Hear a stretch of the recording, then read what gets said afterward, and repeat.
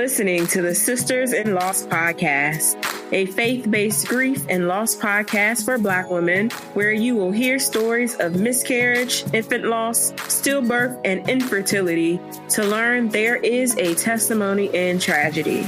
You will learn how to heal, gain clarity, find hope and peace, and turn your pain into your purpose after loss. I'm your host, Erica M. McAfee. October is here, and it is Pregnancy and Infant Loss Awareness Month. Join us all month long as we honor and celebrate our babies who have gone to heaven far too soon.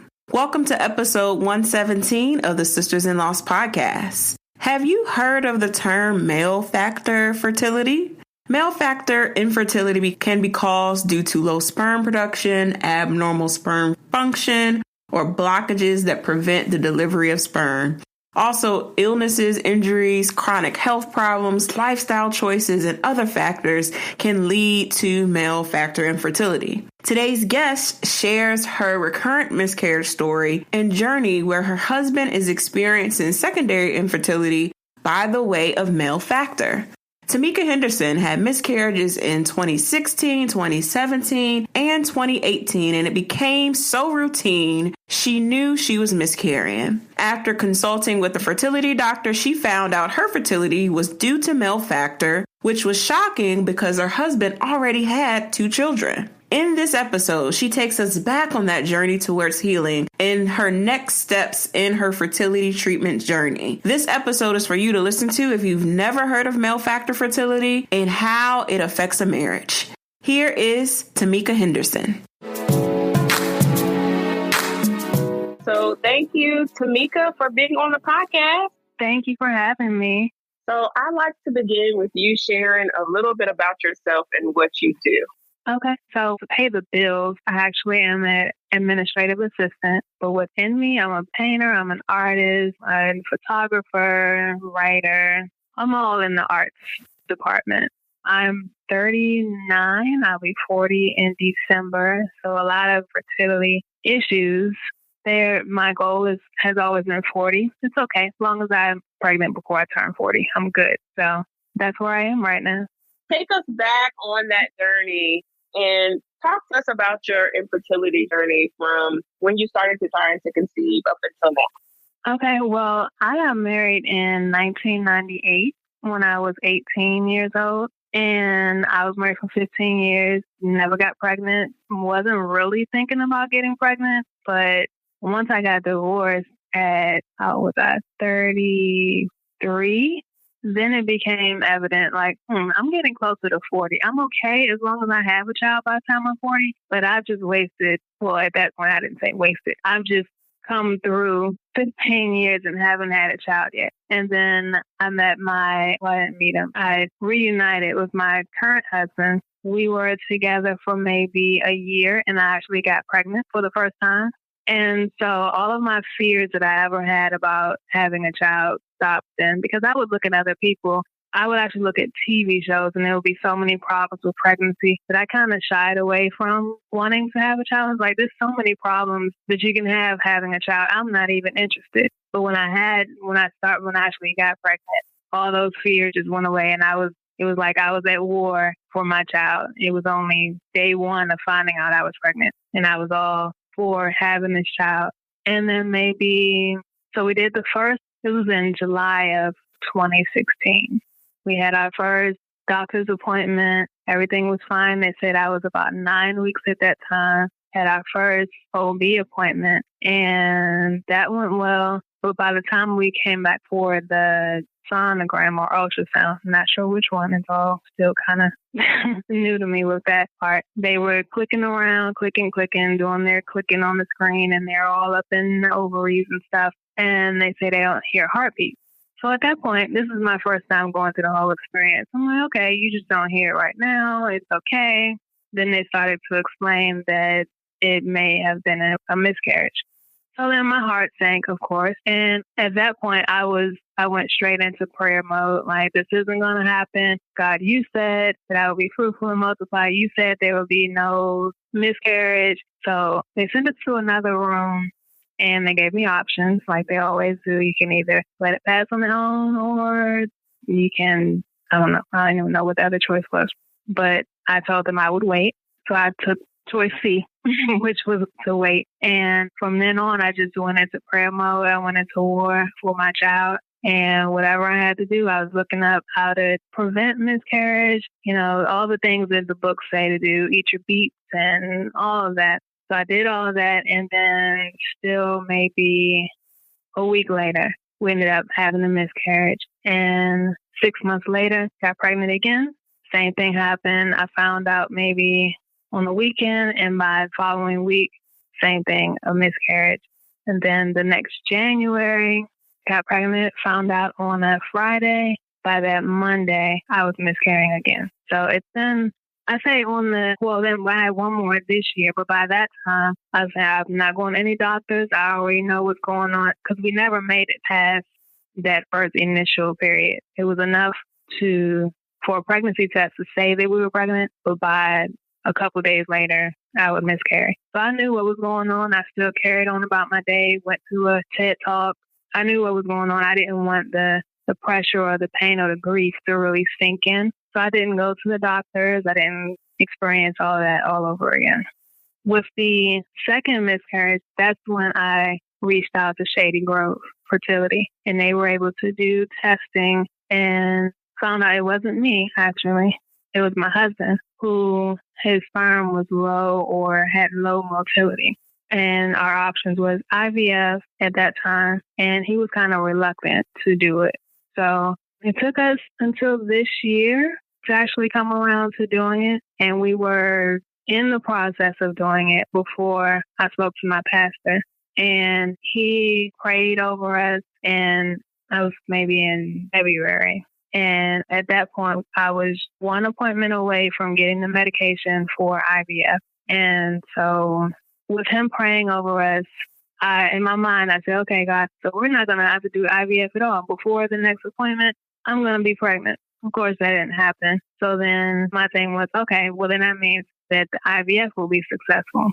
So I go in, get the medication, start birth control for the first time ever in my life to actually have a child. And then maybe on my 8th day of taking the birth control, that's when I find out that the medication for IVF would be about $5,000, and we had to pay it within maybe a week. So at that point, I said, you know what, we're going to fully trust in God and trust him on his word. What the pastor said, that we would have a child by the end of this year, and it would be a boy, and we would name him, well, his middle name would be Michael. And that's what we're leaning on, and that's where I am today. Wow. Yeah. So are you in the DMV or are you in? Yeah. You're in the DMV? Okay. Yeah. Okay. Yeah. Because you said Shady Grove, and yeah. I've been in contact with Shady Grove about my part. Mm-hmm. But yeah. So Shady Grove told you got to spend all this money on these medications, and then you all are like, we're gonna trust God through this process. Yeah. So really take us back on that journey after the second miscarriage or the third miscarriage that you had. Mm-hmm. How did you all grieve that loss and then the previous losses? Well, the first one, once I got to the point that I could actually talk about it, because at first, after that doctor's appointment, I just went to the lake and I cried. But then I looked at YouTube and I found a video of this couple who also was told that they didn't hear a heartbeat, but they prayed through it and they made it. So I was looking at the victory side. I'm like, this can happen. This can happen for us. It doesn't have to be a loss. But then when it was a loss, it was like, okay, God, it didn't happen this time. It was the first time I've ever gotten pregnant. We had to dust out the cobwebs, and, I was still hopeful. And then 6 months later, I got pregnant again. I'm like, yeah, God, all right, we're going to do it this time. Thank you, God. And then it happened again. So at that point, I was like, this faith part of my walk is hindering me more. Because at that point, my church and everything we believe in is faith. I go to a church called Spirit of Faith. So that's the whole thing. We're walking in faith. We're speaking what we want. And for me, speaking what I want wasn't working. So I went to Hope. I actually switched churches for a little bit. Going back and forth, but to a church called, Hope? something, but hope was in the name. So for me, to have faith was hurting me more than having hope. Hope said, it could happen. Maybe it will, maybe it won't. And I was okay with that because that's something that, I didn't have in control. But faith said, this is going to happen. But I've already been shown that it may not happen. So it hurt more to have faith than it did to have hope. So within that, God still showed me that he wouldn't let me lose faith. Like I just wanted to let it happen whenever it's going to happen. But deep down inside, I still had faith that God was going to do it eventually, somehow, some way. And then with the third one, I don't even remember where I was mentally with the third one. I think by the third one, I just knew that our bodies needed help.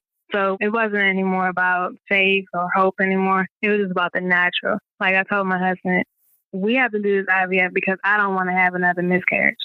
It wasn't no longer on my faith. It wasn't on God anymore. It was about what are you and I going to do to make sure that this doesn't happen anymore. October is Pregnancy and Infant Loss Awareness Month. Join us for our Healing and Prayer Summit. This summit is taking place online every Tuesday during the month of October. To register, go to ericaandmcafee.com/summit to get the replays of every video. We will be discussing healing after loss. We will also be discussing therapy after loss, trying again, parenthood, self-care, and advocacy after loss. You do not want to miss these videos with these dynamic speakers. Go to ericaandmcafee.com/summit, and every Tuesday a video will be posted. It's free. Join us at our Healing and Prayer Summit every Tuesday in October. So then when the fourth one came, actually with the third one, I remember going to the hospital and the nurses, they kept looking and stuff and saying to me that I was possibly having a miscarriage. And I told them I didn't receive that. So even until the last minute, I was still hopeful even with that one. And then I had to go back because they said that they were watching my numbers. So I had to go back to confirm the miscarriage. And even with the same doctor that I saw the last time that I told them I didn't confirm it, that I didn't receive it, she took the pregnancy test and another nurse came in and said, yeah, it's negative, and kept on walking. But then the nurse that I met before, she called the girl back, take a look at it. It's a faint positive. So even I was able to switch her words around just to have some faith in the situation. It still ended up negative, but just the fact that I was able to turn her words around. And then with this last one, I didn't allow grief to enter in at all. Because at that point, I knew that my body needed help. It was no more about God helping me or hurting me. It was more so I just knew that my body needed help. My husband's body needed help, and how we went through it. I was angry at him sometimes because he didn't want to go through IVF and he didn't want to stop smoking. But with the prayer that my pastor prayed, he told me that we would start with the smoking. He never said that to my husband because my husband didn't even know that I told my pastor it was about him. He may know now if he listens to this. I don't know. But my pastor said, first we'll deal with the smoking and then you'll have the baby. That same day that he prayed, my husband stopped smoking. I didn't have to say anything to him. He started vaping and now he's on 0% vaping. So it's still vaping, but the juice that he puts in it doesn't have any nicotine in it. So I may not have gotten pregnant with the IVF because I didn't go that far with the IVF. And even right now, I don't know whether I'm pregnant or not. We're just trusting God in the whole situation. Wow. So one thing that we know with infertility, there are couples all over the world, 1 in 8 couples, 12 million people living with infertility, 7 million of them are women, 5 million of them are men. Mm-hmm. And male factor infertility in particular is definitely not discussed in our community. So more, it's frowned upon from men. So how, I know you can't speak for your husband, but how have you all dealt with that as a couple, that the infertility is not necessarily on you with your body as it typically is, but it's on him with his body and his sperm. And, you know, you were saying about him changing some of his habits to help produce quality sperm. So can you share with us a little bit about that? Yeah, it's been really stressful, actually, because he already has 2 children, an 11-year-old and an 18-year-old. So for him, in my eyes anyway, it's like he's already got the kids. So for him to have to stop his habit in order for me to have a child, it didn't weigh too heavy on his heart. But for me, it wasn't even like my whole thing was, I don't want to have any more miscarriages. Having a miscarriage hurts. So it wasn't even the pressing thing that I wanted a child. I just didn't want to have any more miscarriages. So for him to do the IVF, he didn't even like producing in a cup. So even with every little thing, even with IVF, I'm like, you're upset about putting your stuff in a cup. You know what I'll have to go through with the rest of IVF, with injections and stuff. So it was always some tension there. And even with him trying to stop smoking previously, he would start and then stop and start and stop, and then he'd lie about it. But for me, it was always that cigarette. When I saw it, it was just like birth control to me. So I would walk around angry because, you know, you're stopping this process and you're not looking at how I'm hurting through this process. So there was a lot of issues between us about that. Thank you for being honest about that, because I believe that that's the most difficult part about it, is the couple as a whole has to change their lifestyle in order to get to the next step on that trying to conceive journey. And sometimes one person or the other person is the roadblock. So I'm happy that you are working through it. And now you're at the place where you're trusting God on this next step of the journey. So do you think you will eventually do IVF at some point, or right now you all are just trying no birth control, changing your lifestyle, doing that thing? Yeah, I don't think we're going to do IVF. One, because it was already so much stress in it, because the last time he did have to go to the doctor, he said he wasn't doing it anymore. Because it's the room they have to go into, and it's just uncomfortable. It's not something natural to them. So he did have one more appointment to go to, but he was like, if he had to do it again, he's not going to do it. So we may not have even completed the process the last time had we not ran into the financial part. But it was so much tension with that. So IVF, I don't think that's something we would do now. I mean, just knowing how much the financial burden and then the stress that comes from the both of us trying to do it together. But yeah, we are completely trusting in God now, just not even now, but just completely trusting in his word that was prayed over us, that it's going to happen before the end of this year. And we're just focusing on that part.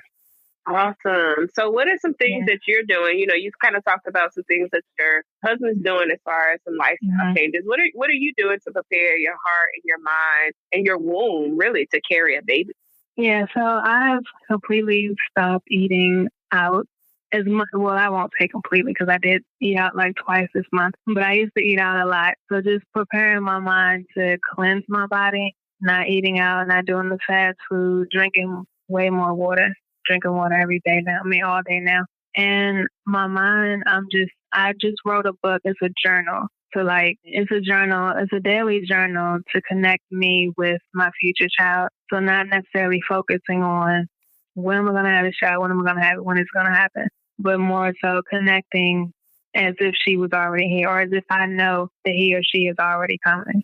So it's just like a fertility journal that's connecting people who are waiting. It's called While I'm Waiting. So just the journal to connect the now with the future. I love that.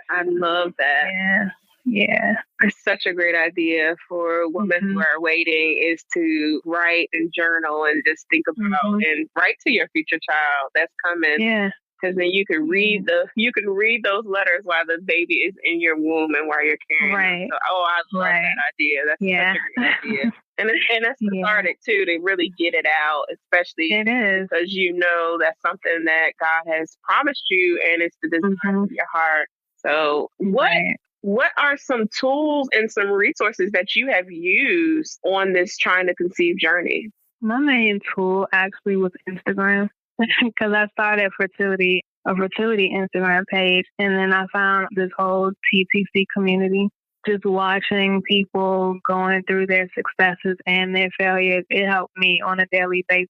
Like, I'm not the only one. There's thousands, millions of people out there going through the same thing that I'm going through. So that was a major tool for me. Praying, letting people know what I'm going through. I have a friend who had a stillbirth back in the 90s, but she's still open for me to talk to her about what I'm going through. Like early in the morning, I can text her a picture about ovaries or something, and she's still there talking and responding. So just being able to have people that you can talk to and people that you can relate to about it. Yes, community is everything, and it is so needed. And it's the reason why I started this podcast, because I've met so many amazing women like yourself who just constantly share their stories and are open about their journeys. And it's a sisterhood we don't want to be a part of, but we are in it and we understand each other. And I love it. And I've met so many good friends that, who knew you could make friends in your late 30s? Right. that you are still cool with. Right.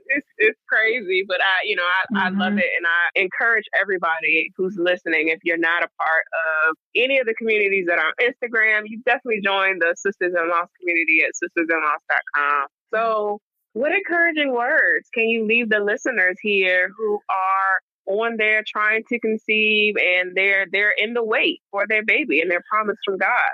I would say don't give up. Keep waiting as long as it takes. Keep waiting, because I've seen people. I mean, it's so funny how I can see somebody like 5 years ago, they didn't have any children, and now they have 3 or 4 children. Like, they didn't know at that time that they would have 4 children. Like, if they could just be where I am right now, seeing them without and then seeing them with, if we could see ourselves that way, the wait would be worth it. So just keep waiting. Don't give up. It'll happen one way or the other. Because even when I say one way or the other, natural childbirth isn't even the only way to have a baby. I mean, I have my pastor's daughter. She has 2 children of her own, and then she's adopted too, and she's a foster parent. So there's many ways to make a family. Just don't give up. Absolutely. I love that advice. So where can we find you on social media to connect with you after this episode? I'm on Instagram at Our Little Journey. Journey is spelled Jurnie. And I'm on Facebook too, but I don't have the fertility one on there. So just Instagram at Our Little Journey. Awesome. Well, thank you so much, Tamika, for being on the podcast and sharing your story and your life. Thank you. I appreciate it. I appreciate being here, and I appreciate your time. Thank you. You're welcome.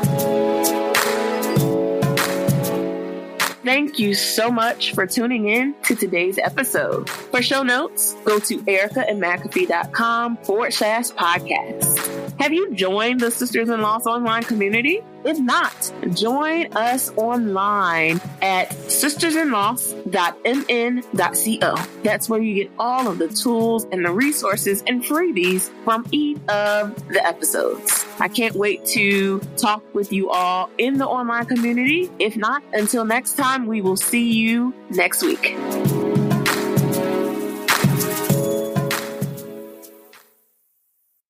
Having trouble sleeping? It could be your mattress. PC Richard & Son can help. Get Black Friday prices now. Buy a select Sealy mattress $6.99 and up and get a free adjustable base. Only at PC Richard & Son.